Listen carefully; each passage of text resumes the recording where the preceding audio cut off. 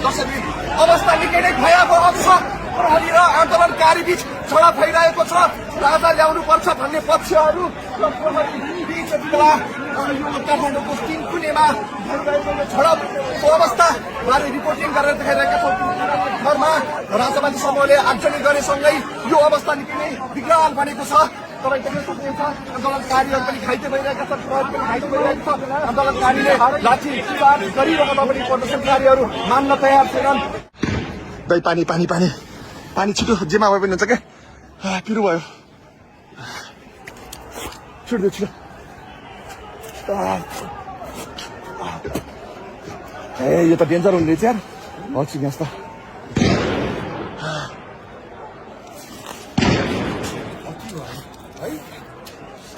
बर्बाद हुने भयो, देश बर्बाद भयो दाइ, देश बर्बाद भइसक्यो।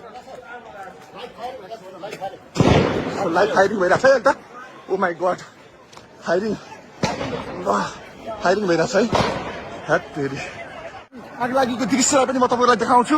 यहाँ हेर्नुहोस्, यहाँनिर अहिले यसरी तिनकुनेको एक घरमा आन्दोलनकारीहरूले आगो लगाएका छन्। आन्दोलनकारीहरूको दाबी छ कि त्यस घरबाट असुल ग्यासहरू फालेको कारणले गर्दा यसरी घर जलाउनु परेको भन्ने किसिमको दाबी आन्दोलनकारीले गरेको अघि सुन्न सकिन्थ्यो। र यहाँ चारैतिरबाट ढुङ्गा बर्सिरहेको छ। जति बेला पनि हामीलाई लाग्न सक्छ, जे पनि हुन सक्छ। निकै नै ठुलो घटना घट्न सक्ने संकेत यहाँ देख्न सकिन्छ। सरकार पक्ष संयम हुन जरुरी छ, संयम हुन जरुरी छ। यहाँनिर सरकार पक्ष संयम भएन भने यहाँ जे पनि हुन सक्छ। आन्दोलनकारीहरूले तपाईँ देख्नुहुन्छ दमकल माथि पनि ढुङ्गामुढा गरिसक्यो। उहाँ पारी दमकल गइरहेको थियो। यो घरमा आगो लागिरहेको छ। घरमा लागेको आगो निभाउनका लागि आएको दमकललाई पनि यति बेला आन्दोलनकारीलाई ढुङ्गा हानेर भगाइदिइसकेका छन्। यहाँनिर ओ माई गड रगत आयो। ओ माई गड बिचारा यार। संयम त अपनाऊ, संयम त अपनाऊ। यो घर चलिरहेको ओ माई गड, जे पनि माथि आएर के आइरहेको छ। राज्य सरकारको आतंक हो, यो राज्य सरकारको आतंक हो।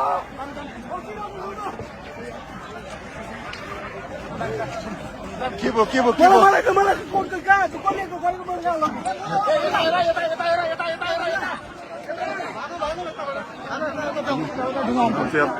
हेलमेट छैन? हेलमेट लाउन पायो हुन्थ्यो यार। तिमीले हेलमेट लाएर ठिक गरेर रहेछ होइन यार। यसरी त अरू कता नलाइदिउँ, फेरि हेलमेट हरायो भन्ला नि।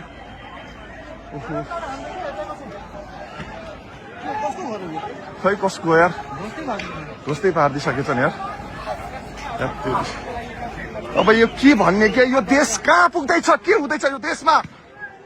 तेरी यार, रणभूमि बनाएर छाड्ने भयो यार यो देश।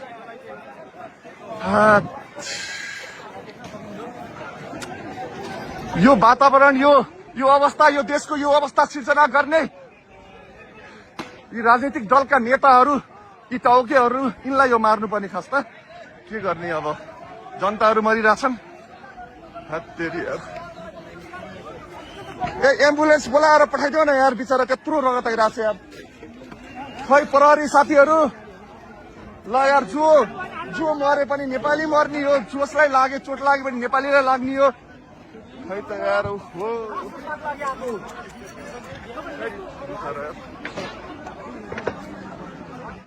दर्शक अहिले यहाँ निकै नै तिनकुनेमा यति बेला हामी छौँ। रणभूमि बनेको छ यति बेला तिनकुनेको माहौल तपाईँ यहाँ देख्न सक्नुहुन्छ। यहाँ भर्खरै एकजना घाइते भइसक्नु भएको छ। भागाभागको अवस्था सिर्जना भइसकेको छ यहाँ। भागाभाग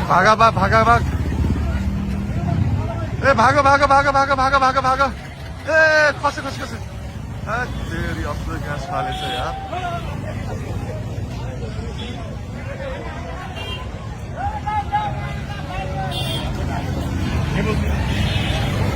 असल ग्यास